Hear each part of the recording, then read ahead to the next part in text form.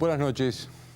Bueno, si yo les contara lo que significó hacer este programa, porque ustedes saben que uno quería hoy que empiece este ciclo en esta casa, que estamos muy contentos de estar en esta casa, y además nos tratan muy bien. Queríamos hacer algo sereno, tranquilo, pero el periodismo no es sereno ni tranquilo nunca. Pensábamos profundizar un debate nuevo que hay en las últimas horas sobre el fondo, porque ya no se habla de cuánto se le concede al fondo, sino de si hay acuerdo o no hay acuerdo con el fondo. ¿Debe haber acuerdo o no debe haber acuerdo con el fondo? Y vamos a profundizar mucho también el caso Cavallo, el caso Venezuela, que son temas muy importantes. Por Venezuela porque está cerca, porque se parece mucho a nosotros. Cavallo porque habla de la seguridad jurídica. ¿Está acusado y condenado por una justicia justa o no? Pero de pronto la realidad cambia y el periodismo es, siempre digo que imita la vida, ¿no? Todos los días, uno nunca sabe qué va a pasar al final del día siguiente.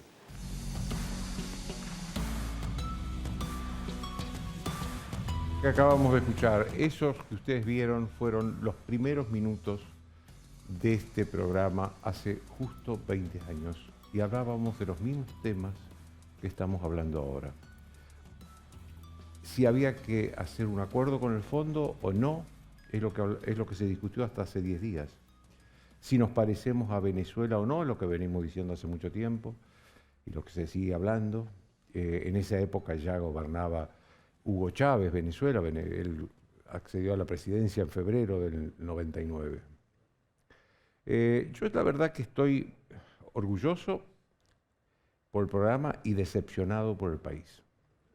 Orgulloso porque por este programa pasaron todos los presidentes argentinos, desde Eduardo Duhalde, que era presidente en el momento que empezó este programa, hasta Alberto Fernández, que me acuerdo que lo tuvimos por Zoom desde la residencia de Olivos porque ya había comenzado la pandemia del coronavirus.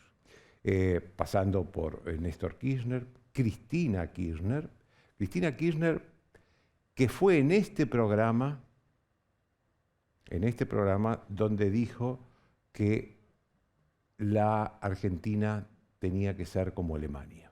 Hoy quiere que se parezca a Nicaragua. La vicepresidenta cambió, ¿no?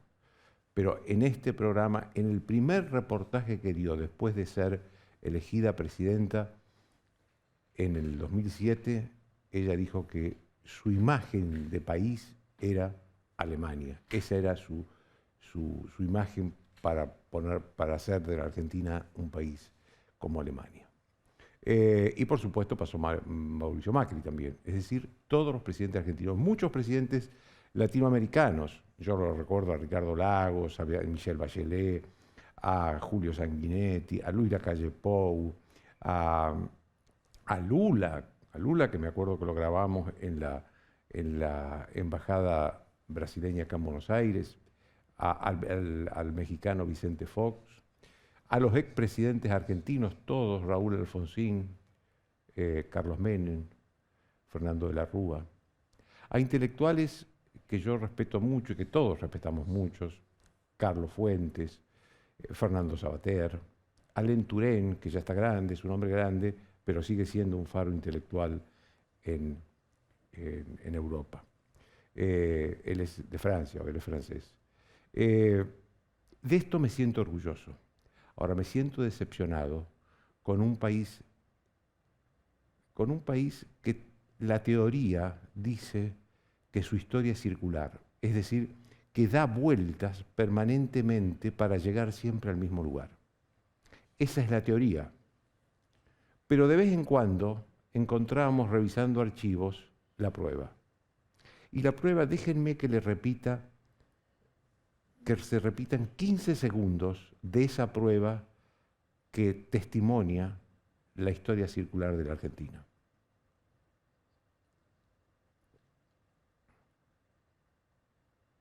Pensábamos profundizar un debate nuevo que hay en las últimas horas sobre el fondo, porque ya no se habla de cuánto se le concede al fondo, sino de si hay acuerdo o no hay acuerdo con el fondo. ¿Debe haber acuerdo o no debe haber acuerdo con el fondo? Eh, estar iguales que hace 20 años no es estar iguales, es estar peor. Estamos hoy peor que hace 20 años. En los datos económicos, sociales, políticos, institucionales. Seguimos hablando de la justicia, seguimos hablando del fondo, seguimos hablando de Venezuela. En 2002 hubo una fuerte devaluación, una muy fuerte devaluación, y eso provocó un ascenso abrupto de la pobreza. Pero los números de la economía estaban más sanos que los que están ahora. Había una deuda grande que no se podía pagar en los términos que estaba, pero se podría haber renegociado de una manera más civilizada que declarando un default a los gritos y aplaudido por el Parlamento, por todo el Congreso. Pero no había atrasos en las tarifas de servicios públicos, casi no había subsidios, ni para las tarifas de servicios públicos, ni subsidios sociales. Había 1 millón de empleados menos en el Estado. Yo quisiera saber cuánto es el índice de desocupación real de la Argentina si el Estado argentino tuviera exactamente el número de empleados que tiene que tener un Estado para ser eficiente. Yo quisiera saber, porque creo que con los empleados del Estado están encubriendo la desocupación y haciendo política con los militantes propios. Y había estadísticas creíbles, es decir, en ese momento lo que decía el INDEC era sagrado, era sagrado. Poco tiempo después, creo que a comienzos del 2003, subió la soja. Subió la soja y subió de manera importante y durante mucho tiempo se mantuvo en un precio alto. Eso, según algunos, significó un ingreso adicional al país durante esos años de entre 300 y 400 mil millones de dólares. No sabemos dónde fue a parar esa plata, salvo que la explicación esté en los subsidios sobre todo al consumo de tarifas de servicios públicos, a hacer política, a beneficiar a los amigos y perjudicar a los enemigos. Como no sabemos dónde están los famosos 600 millones de dólares que tenía la provincia de Santa Cruz fuera del país y de los que se ufanaba Néstor Kirchner de haberlo sacado antes del corralito. Y entonces todos los argentinos quedamos dentro del corralito, menos la provincia de Santa Cruz, que sacó los dólares, los cambió los pesos por dólares y se los llevó fuera del país. Ahora los Kirchner están hablando de fuga de capitales. Qué hipocresía, ¿no? Ahora, la diferencia es que esos recursos eran estatales y nunca se supo qué pasó. ¿Lo invirtieron en algo? ¿En qué lo gastaron? Tenemos que saberlo. ¿Están todavía? ¿Dónde están? Tenemos que saberlo.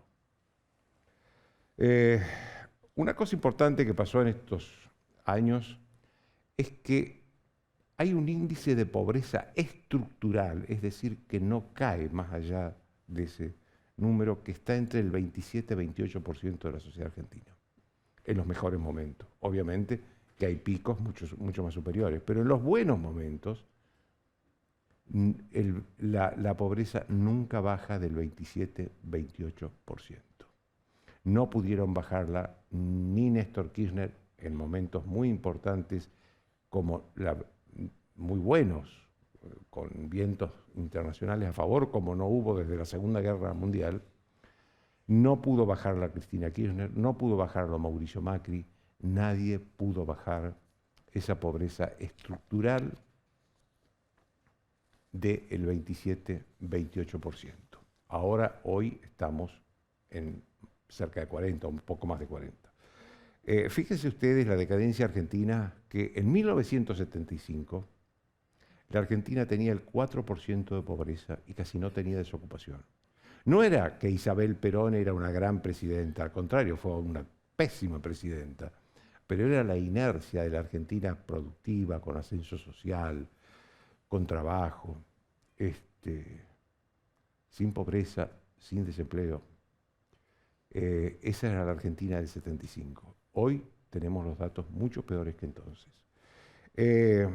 Un hecho, un fenómeno que ocurrió en estos años, que gobernó el peronismo durante 15 años. De los 20 años, más de 15 años gobernó el peronismo.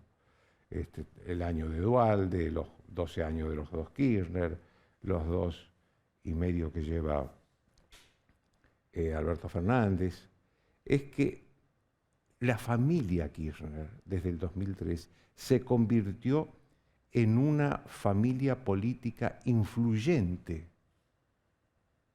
tal vez la familia política más influyente durante tanto tiempo en la historia reciente del país.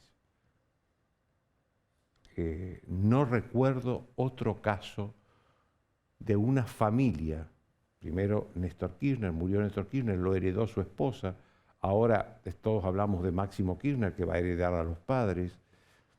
No recuerdo otra familia política que haya tenido vigencia, influencia durante tanto tiempo en el país, porque también fueron influyentes durante los 4 años de Macri como líderes de la oposición. Néstor Kirchner, recibió y mantuvo un Estado con superávit fiscal, es decir, que el Estado gastaba menos de lo que ingresaba, y con superávit en la balanza comercial, es decir, que el país exportaba más de lo que importaba. Pero cometió errores muy graves. Uno de ellos fue meter mano en ese INDEC que era sagrado para todo el mundo. Lo hizo intervenir por Guillermo Moreno y a partir de ahí, durante 10 años o más, tuvimos un INDEC al que no le creía nadie. Y tenían razón, porque mentía.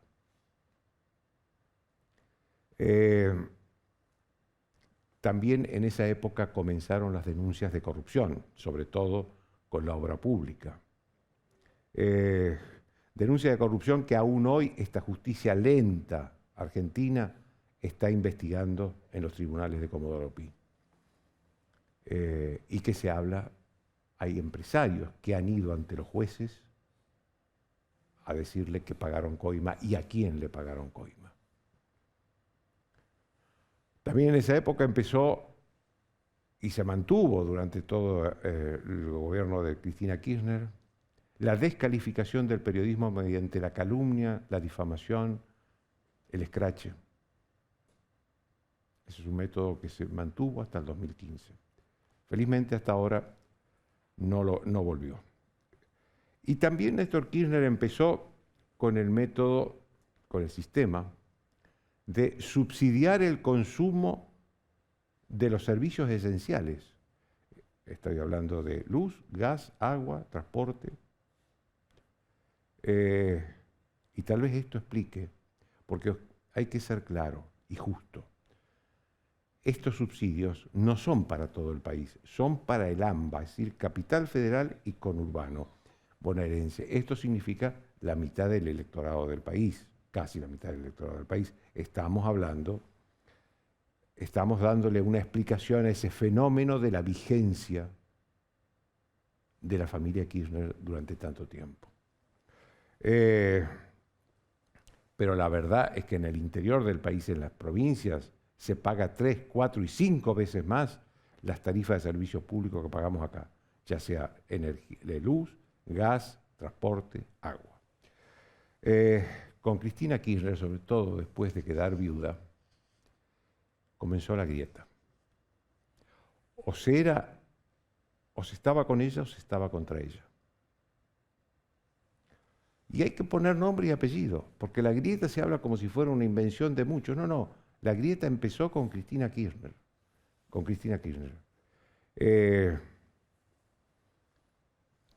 Hace poco, la semana pasada, se juntaron gente Juntos por el Cambio, a ver, peronistas, con peronistas que no son kirchneristas, a ver si podían resolver la grieta. Y la verdad que ya no es una cuestión de dirigentes.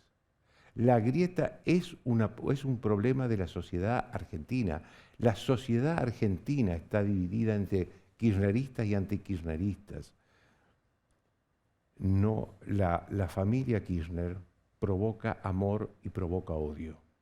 Yo no conozco otro personaje de la política que provoque amor u odio como los Kirchner. Esta es la verdad y hay que decirla con esta claridad. Podrán decir que esto de las sociedades agrietadas sucede en todo el mundo, y es así. En Estados Unidos, cualquiera que va, los anti-Trump y los pro-Trump se odian furiosamente. Ayer hubo elecciones en Francia, el centrista Macron contra la ultraderechista Le Pen, y los dos tienen su público que se odian. En España, la izquierda y la derecha, todo esto es cierto. Pero eso es ahora en el mundo. Nosotros teníamos la grieta antes de eso. La Argentina fue pionera, mala pionera, en esto de nosotros y ellos, o nosotros contra ellos, que es un drama para la política argentina. Porque fíjense ustedes que hace 20 años gobernaba Eduardo Duhalde, como les dije, que había sido un presidente no elegido, sino designado por la Asamblea Legislativa. Pero tenía un gobierno de conciliación o de concertación nacional que incluía a ministros radicales. Eso hoy no se puede imaginar, nadie lo puede pensar. Por eso estamos peor. Por eso estamos peor. Yo creo, después voy a analizar con no solo los datos de ahora, sino también alguna reflexión sobre estos 20 años con Alejandro Katterberg y con el maestro Juan Carlos de Pablo. Pero yo creo que hay un hartazgo social. Hay un hartazgo social con la política, con la manera como la política ha conducido la economía. Fíjense ustedes que ahora estamos asustados, el gobierno está asustado porque el miércoles se van a conocer el dato de inflación de marzo y dicen que va a ser del 6%. Hace meses, 2 o 3 meses, se preocupaban porque iba a ser el 3%. No hay sueldo que alcance con esta inflación. No le alcanza ni a los pobres ni a la clase media. Hoy un ingreso de 350 mil pesos es un sueldo de la clase media. Son $1.500, más o menos. Es lo que un joven, muy joven,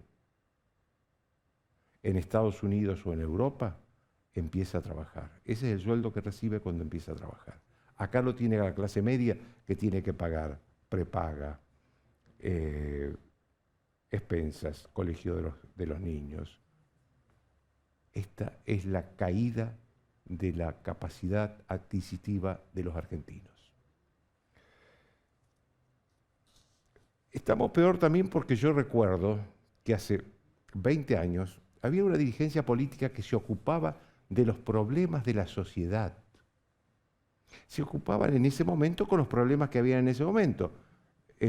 La gente que había quedado dentro del corralito, la pobreza, que el país no tenía experiencia, cómo enfrentar a la pobreza. Eso era lo que había, había una dirigencia que se ocupaba de la sociedad. En este momento estamos todos pendientes de cómo lo mira Cristina a Alberto, que siempre lo mira mal, y si Alberto le va a decir algo a Cristina. Estamos pendientes de eso. Si seguimos así, tenemos 20 años más de estar peor. Y dentro de 20 años alguien le dirá que estamos peor, que estaremos peor que lo que estamos ahora. Yo, no obstante, confío que alguien o algunos encuentren la fórmula para cambiar las cosas, para que frene la larga decadencia argentina y sobre todo para un dato humano que conmueve mucho, para que los padres o los abuelos dejen de ir a Ezeiza a llorar por los hijos y los nietos que se van del país. Este programa no hubiera sido posible sin la ayuda de los productores, de Sergio Narváez, que es el productor general, de Carla Mitrani, de Rodolfo Arce, del director que nos acompaña en los 20 años, Fernando Aladef. Quiero agradecerles a ellos y por supuesto a los camarógrafos, sonidistas, electricistas que han sido, la verdad,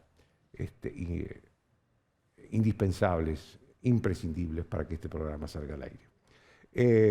Después de una pausa muy breve, de menos de un minuto, vamos a estar con el Katterberg y el maestro de Pablo analizando el hoy y también estos 20 años. Los oficios.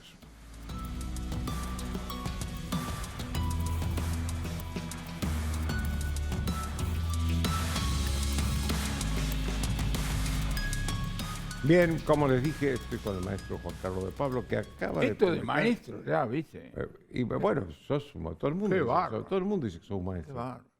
Que acaba de publicar un libro que se llama Pinedo y Previch. Ya, la verdad que yo lo leí y es un libro muy didáctico en materia económica para conocer la historia de la economía argentina, pero también habla de la vida y las costumbres personales de cada uno de ellos.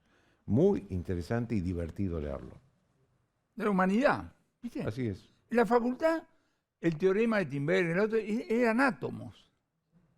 Yo creo que la primera vez que un profesor de economía dio algún rasgo de la humanidad fue Clemente Panzone, que fue mi profesor de desarrollo económico, que habló de Arthur Lewis, después fue Nobel en Economía, que dijo que era negro y socialista. La primera, ¿viste? Un rasgo. Y después sí empezó a hablar de las teorías, cosas por el Bueno, pero déjame que te pregunte primero, Dale. porque también estamos con Alejandro Katterberg, que va a analizar... la primero sociedad. felicitaciones por los 20 años. Bueno, muchas gracias. Solo, perdón, esto lo voy a decir a la Cámara. Solo alguien que tiene una familia, un club, una empresa en Argentina donde vende no sabe lo que significa. Así que felicitaciones. ¿Qué pasó en la economía en estos 20 años? De todo. De todo. Pero ya hiciste una síntesis magistral. Pero yo me sorprendí porque cuando empezó esto estábamos hablando de si firmábamos o no con el fondo, que era lo mismo que discutíamos hace una semana. Hablamos 2 minutos del fondo, así nos olvidamos Sí. del fondo, porque lo mejor es olvidarse. Claro. Yo vengo diciendo, este acuerdo con el fondo se avanza en 2 principios. Ya nos dieron la plata y nunca le vamos a pagar. Esto lo sabe todo, hasta el fondo lo sabe. Digo, con esfuerzo argentino. De repente, si la soja llega a 9.000, le pagamos. Pero fuera de eso, no. El comunicado del directorio del fondo, que fue la última, después que dice, ok, bendecimos, dice, hay altos riesgos de incumplimiento. Ellos saben que no vamos a pagar. Olvidémonos de todo esto. No tiene nada que ver con la política económica, no tiene nada que ver con la realidad, pero puede ser territorio del amigo Katterberg, porque desde el punto de vista político están tironeando. Sí, pero déjame que te diga una cosa. Vos sabés que Cristina Kirchner le regaló a Alberto Fernández el libro de un libro muy bueno. Sí, el de Juan Carlos Torres. Con la advertencia de que vea que con el fondo se terminan antes de tiempo los gobiernos. No nos enganchemos con eso. El libro de Juan Carlos Torres es casi tan bueno como los míos, fíjate lo que te digo. Es buenísimo. Mirá que tengo experiencia. La descripción que hace Juan Carlos de la cocina a la política económica le tendría que ver cualquiera. Así que lo importante es el libro, no el gesto, excepto para tu territorio, que de repente para vos tiene una simbología especial. Digamos. ¿Cómo está hoy, Alejandro, la sociedad con respecto a hace 20 años? Joaquín, gracias por la invitación en esta noche especial. Mira, tomo algunas de las cosas que hiciste en la introducción. Claramente la sociedad argentina hoy, en términos de lo que nosotros medimos en las encuestas, en poliarquía, está peor o está volviendo, porque 20 años atrás estábamos en uno de los picos o en uno de los pisos más bajos. Pero después de un ciclo de estos círculos que vos contaste, estamos acercándonos peligrosamente a esa situación. A una situación de enorme enfado, enojo, desilusión de la sociedad, que eso se traduce en un alejamiento y una bronca con la dirigencia política, un incipiente que se vayan todos, que lo teníamos hace 20 años. Ese enojo no solo está siendo con la clase política expresado en un montón de variables, en que la imagen de los políticos están todos hacia la baja, vamos a hablar un montón de números, pero también se expande a otras cuestiones. La confianza en las instituciones. Hoy cuando uno mira los gráficos de confianza en las instituciones, los valores de confianza en las instituciones están en los niveles más bajos en décadas. Ahí está la confianza. Incluso ahí te voy a mostrar la confianza en el gobierno que lo trajimos, pero la confianza del gobierno, pero cuando uno mira, dentro de las instituciones políticas vinculadas a la política, hoy las Fuerzas Armadas es la institución en la Argentina que más confianza genera. Las Fuerzas Armadas generan más confianza que el gobierno, el Congreso, la justicia, los partidos políticos, los sindicatos, incluso que los medios de comunicación. Entonces, me preguntaste cómo está la sociedad. Mal, enojada, desilusionada. sin perspectivas hacia adelante y generando mucha bronca con la clase política, pero con la clase dirigente en general, que se expande a la dirigencia sindical, a la dirigencia empresarial, a los medios, a cualquiera que ven que está arriba en situación de privilegio mientras ellos hacen esfuerzos. Y vos contaste que vivimos una sociedad agrietada en estos 20 años. Yo te diría que empieza a haber un componente nuevo, porque sí es cierto que hace por lo menos 10 o 15 años la política argentina o la sociedad argentina, nosotros la podríamos, si quieres, analizar en 2D. El kirchnerismo, el antikirchnerismo, minorías muy intensas, que empezó con una relación de amor-odio a Cristina Kirchner. Si pero juntás esas dos minorías, ¿cuánto tenés? ¿El 40%? 40%. Es mucho. Es mucho. Es casi la mitad de la sociedad. Coincido con lo que dijiste. Empezó esa grieta como una relación de amor-odio a Cristina Kirchner, pero hoy se ha transformado en una grieta ideológica en donde cualquier cosa que preguntamos hoy, lo que opinan unos es blanco, lo que opinan el otro es negro. Pero ¿cuál es el cambio que estamos viendo hace ya unos años y se está profundizando en el último año y medio? Ya no es 2D, ya no hay dos espacios, el kirchnerismo y el antikirchnerismo. Empieza a haber un tercer factor diferente en otro plano, que es la bronca acumulada que estamos hablando y cómo eso se traduce en la política. El año pasado empezamos a tener algunas muestras. La menor participación electoral en las dos elecciones mayor las del año pasado. Sí, sí. Hay que ver si no son históricas cuando no hubo proscripción en la Argentina, ¿no? Pero las dos elecciones de menor participación electoral desde el 83 hasta acá ocurrieron en las PASO y en la general el año pasado. Ya es un síntoma de alejamiento y desgaste. El año pasado vimos que las fuerzas de izquierda duplicaron su caudal de voto. Y el año pasado empezamos a ver la emergencia de algunas figuras como Milei, Esper y un renacer de algún liberalismo económico en algunas figuras. Bueno, la figura de Esper de Milei desde el año pasado no paró de crecer. Déjame y eso lo que da cuenta es del descontento y la bronca que hay. Quiero hacer una pregunta sobre Milei muy precisa, pero antes, ya que hablamos de Milei, le quiero preguntar a Juan Carlos, si es viable como solución económica la dolarización, porque Milei la está proponiendo, además de un radical que también la propuso. Primero, ese debate no tiene ninguna prioridad. Argentina tiene hoy 15 problemas más urgentes que ese. Segundo, ya bueno, pero es el remedio que encontraron para frenar la inflación. Los debates, yo lo que veo, y a mí me enferma, digamos así, es cómo en vez de focalizarte te dispersás. Acá hasta hace una semana estábamos todos con el Jesús en la boca y decíamos vamos a tener gas o no. Ahora salimos con la unidad latinoamericana, mentira. Dios, a quien tenemos que agradecer, le hizo llover en Brasil, se llenaron las represas hidroeléctricas, Brasil necesita menos gas boliviano y entonces nos hacen el gran favor de vendernos. Gracias, a raíz de lo cual no digo que desapareció, pero probablemente se atenuó algo que es inminente en los próximos 2-3 meses. ¿Entendés? Yo digo, ¿por qué no discutimos cuánto gas va a haber, para quién, cuál es? ¿Entendés? La dolarización, ya estamos dolarizados. ¿Querés que te diga algo?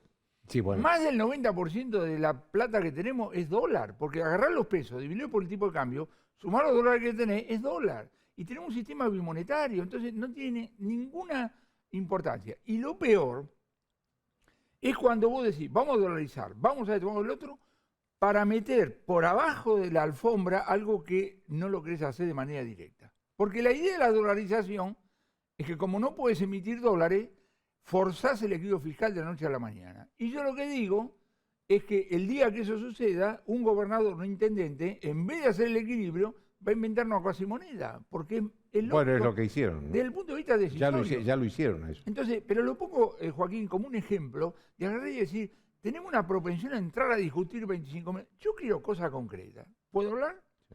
Primero, tenemos en un país presidencialista como el nuestro un poder ejecutivo totalmente deshilachado. Nadie le cree nada. No hay equipo económico. Hay funcionarios del área que la mayoría están paralizado, el Banco Central atajando penales y Roberto Feletti, que un día dice una cosa, ¿verdad? La política económica es esta. Entonces, cuando el miércoles salga el número del INDEC de marzo, si yo tuviera un programa de televisión o de radio de 3 a 5 y a las 4 sale el número, ¿sabes lo que hago? Digo, salió tanto y sigo con otro tema. Esto va a ser toda la atención. ¿Y alrededor de qué? No, algo tenemos que hacer. ¿Qué? La historia antiinflacionaria de Argentina dice que vos intentaste hacer algo y lo lograste éxitos iniciales que no los pudiste mantener en el tiempo, cuando tuviste un gobierno en un momento creíble, Alfonsín 85 y Menem 91, y un equipo económico idóneo. Hoy te faltan las dos cosas. ¿Qué vamos a hacer un debate de qué hacemos con la tasa de inflación? No. Esto así hasta el fin de 2023. Bueno, estamos... Milei. Quiero que me hables de Milei. ¿Qué está pasando en las encuestas con Milei? No, pero a ver, Joaquín, el punto es, Milei es la consecuencia, no es la causa. Milei es la consecuencia de lo que estamos hablando, de este emergente de desilusión, de bronca, de enojo con la clase dirigente, frente a un sectores sociales. ¿Pero tiene posibilidades de...? Tiene las posibilidades que en un mundo con tanta incertidumbre y, como Juan Carlos está diciendo, donde no sabemos cómo va a evolucionar el próximo año y medio, mientras la economía argentina resista, mientras el bicoalicionismo resista, mientras se le pueda brindar algún tipo de contención a sectores de la sociedad que están sufriendo y cada vez están más enojados y cada vez les alcanza menos para llegar a fin de mes, el mal humor estará limitado. Si el mal humor se limita, la potencialidad de crecimiento de Milei o de quien sea, porque es un emergente de esa bronca, podrá ser contenida. Si esto se desboca y si el mal humor y el enojo sigue creciendo, las expresiones antisistema seguirán creciendo. Entonces, que no nos sorprenda que siga yendo a votar cada vez menos gente, que no nos sorprenda que las expresiones fuera del sistema o nuevas sigan pudiendo crecer electoralmente. Entonces, lo que ahí está generando, y el llamado de atención que Milei genera, porque se ve su crecimiento en imagen, se ve su crecimiento en proyección de intención de voto, el llamado de atención que se está generando es al sistema político, muchachos, cuidado en el ambiente donde están moviéndose, porque la sociedad está cansada, el bosque está muy seco, y eso uno lo puede saber a través de los estudios cuantitativos, cualitativos. ¿Qué queremos decir con el bosque está muy seco? No sé si va a haber un incendio, pero lo que sí sabemos es que la gente está al límite. En Chile, el desencadenante fueron 30 pesos del subte. Los chilenos dicen, no fueron 30 pesos, fueron los últimos 30 años. Había algo subterráneo que muchos no veían. Bueno, acá los estudios sociales lo ven. Hay un enojo y una acumulación de frustración, una situación económica cada vez más agobiante. Nosotros tenemos algunas preguntas, y algunas de las más interesantes de este último mes, Joaquín, hace 20 años que nosotros preguntamos en Poliarquía también, todos los meses en encuestas nacionales. Una de las preguntas tiene que ver qué espera que va a pasar con el país, no el año que viene, que es una pregunta muy típica, sino que en el largo plazo, en 3, 4 años. Muchas veces lo que hemos tenido es momentos de pesimismo donde la gente cree que el año que viene va a estar peor, pero cuando le preguntás dentro de 3 o 4 años, claro, dice no, vamos a estar mejor. Claro. Si se ve en pantalla ese gráfico, este último mes es el valor más alto en los últimos 15 años de pesimismo. De pesimismo en el largo plazo. Claro. Es una idea de esto no tiene solución. No es que la gente piensa que el año que viene las cosas van a estar peor, que sí lo piensan, casi un 60% de la gente piensa que el año que viene va a estar peor, sino que ya hay un 40% de la gente que piensa que dentro de 3 o 4 años la cosa va a estar peor y son ampliamente mayores a los que piensan que en el largo plazo vamos a mejorar. Expectativas inflacionarias, Juan Carlos. Hace 20 años que le preguntamos todos los meses a la gente, dentro de 3 meses, ¿usted cree que los precios van a subir mucho? ¿Se van a subir un poco o se van a mantener estables? 53% este último mes nos dice en los próximos 3 meses va a subir mucho, es el valor más alto en 20 años. Entonces, inflación, situación económica premiante, incluso el tema del empleo, en el sector privado hace 10 años que no se crea empleo. Todo eso es el cóctel en donde la gente se va alejando del sistema. Y aparte un sistema político que está quebrado, un gobierno que está quebrado, un sistema político en general. No se nombra un miembro de la Corte Suprema, Joaquín. No se nombra un procurador general. No se nombra un defensor del pueblo. Vos lo dijiste al principio, hace 20 años la política hablaba, la política no habla. Está el tema del Consejo de la Magistratura ahora. Si en vez de haber un lugar vacante de la Corte Suprema, hubiese 5 lugares vacantes de la Corte Suprema, tampoco se nombrarían. El sistema está quebrado. Estamos flotando, nos va llevando la corriente y para dónde va soplando el viento. La política argentina está en una situación muy compleja, la economía argentina está en una situación muy compleja y la sociedad argentina está en una situación muy compleja. Déjame hacer un comentario sobre... Yo quiero pedir... Tu programa todavía, ¿no? Todavía sí. Digo, por ahora, por hoy. Hacemos una pausa y quiero escucharte, quiero escucharte a vos reflexionar sobre lo que dijo Alejandro. Muy bien. Una pausa.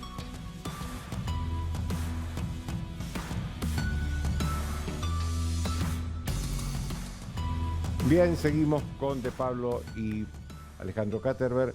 Juan Carlos, su Yo palabra. le iba a hacer un comentario cuando fui interrumpido por el conductor de este programa, pero voy a insistir. Yo tomo lo que vos decís de que en 2021 bajó la participación de los votantes, pero los resultados fueron muy importantes, porque cambiaron la composición del Congreso. Digo, si la elección de 2021 hubiera dado al revés, hoy estaríamos hablando de manera diferente. Y eso se está notando ya en la votación, eso ya es concreto, cuando la gente dice, ¿qué está haciendo la oposición? Este tipo de cosas. Y además, me parece que están haciendo cosas en la preparación. Es decir, yo no me voy a meter con las candidaturas, hasta mediados del año que viene no sabemos si A, P, no. Pero la sustancia, por ejemplo, de la política económica, hay tipos con experiencia que están trabajando y eso me parece que es importante. Después de decir eso... ¿Pero dónde está eso? ¿Cómo? ¿Dónde está eso? Melconian con la Fundación Mediterránea, La Espina, La Cunza, Tetá, están pensando en cosas, digamos, concretas, porque la política económica se hace Ahora, de manera concreta. Déjame que te haga una pregunta. Falta de esto 1 año y medio, digamos. Sí. Hasta agosto, en las primarias se va a saber qué gobierno hay. ¿Cómo transcurrimos con una inflación del 6% mensual?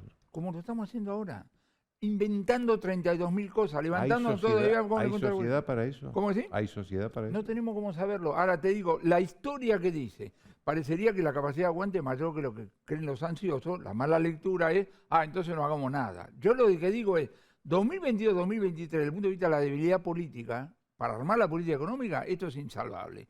Cuando algún colega me dice, acá necesitamos un shock de confianza, es una pavada total. Entonces vamos a andar así, vamos a andar, no ojalá... no es posible un shock de confianza con este gobierno. Imposible. No hay forma de... Entonces vamos a andar así, vamos a venir. Ahora, viene el desafío de diciembre de 2023, porque acá viene una cuestión, que es esta. Ganan los mejores. Con el mejor equipo, salen con la mejor política económica y los argentinos, esto con la sociedad que ustedes dicen, venimos tan golpeados que vamos a demorar en creerle. Acá hay un problema, ¿entendés? Esto es Guillermo Calvo, un economista argentino que anda por el mundo, que dice, Juan Carlos, la misma medida de política económica genera resultados para un lado y para el otro, depende si te creen o no te creen. Es una cosa, digamos, elemental. Moraleja.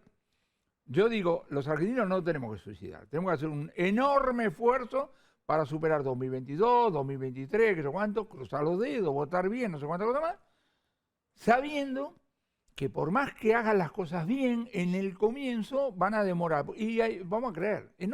Fíjate lo que pasa en Estados Unidos. En Estados Unidos el presidente del FED dice, che, tenemos un problema con la inflación. Y la señora Yellen, la secretaria del Tesoro, tenemos un problema. Y el americano y el extranjero que tiene bono del Tesoro americano y dólar dice, che, se están ocupando. ¿Viste lo que es un país donde la gente cree en las autoridades? Acá el señor Pelle, que no lo conozco, no me importa, pero digo, llega a decir algo... Presidente del Banco Central. Presidente del Banco Central. Llega a decir algo y capaz que sí, o capaz que no sabemos.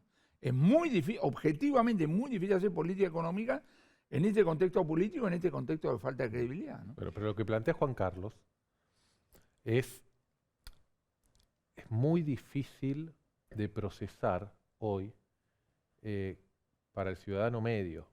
Y yo entiendo que dice la capacidad de aguante generalmente dura más de lo que se suele predecir.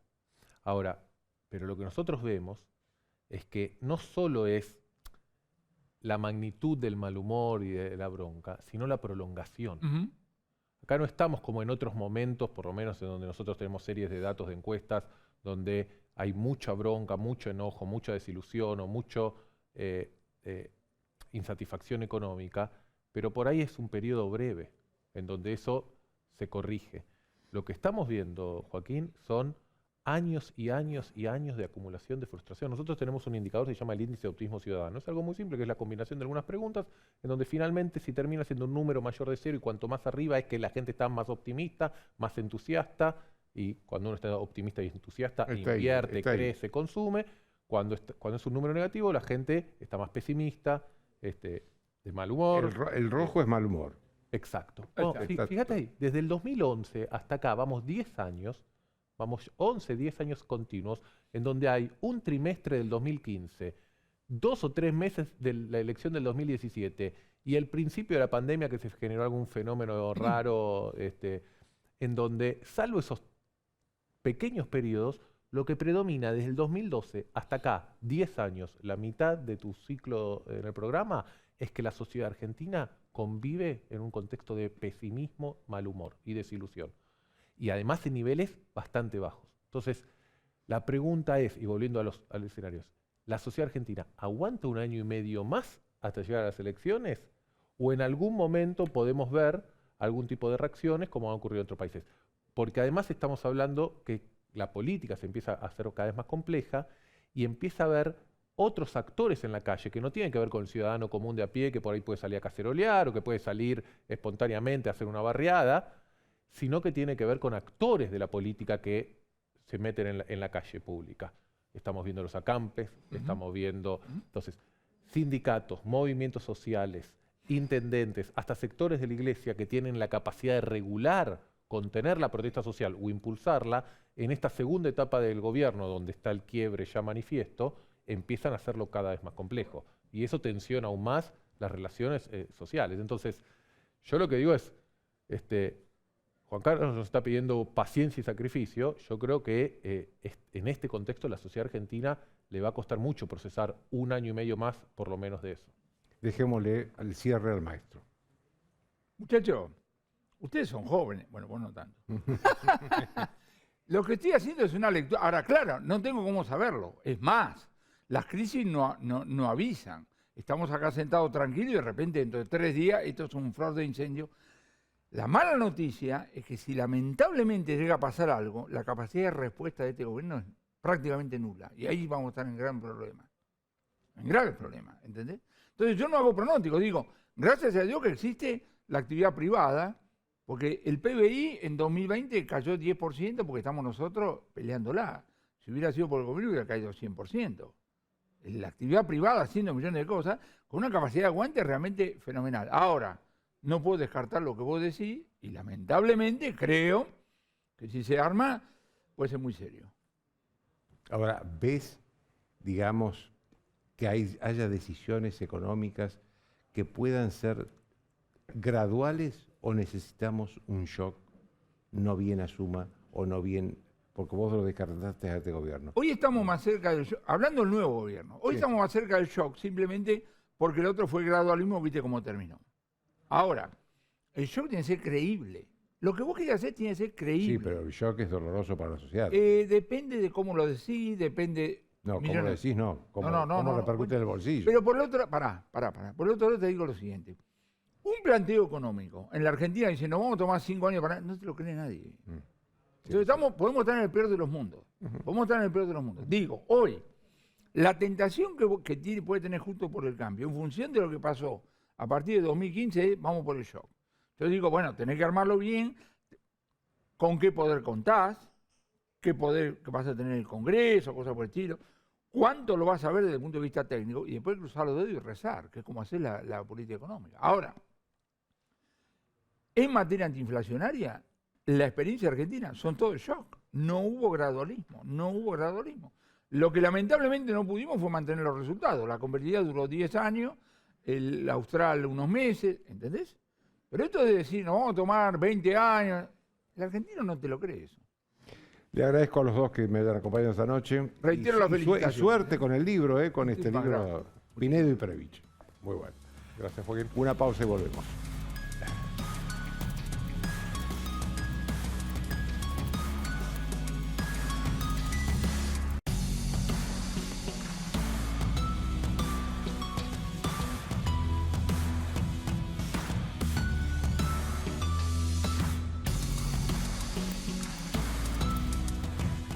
Ojo con lo que está pasando en el Consejo de la Magistratura, que es el organismo que designa y destituye a los jueces.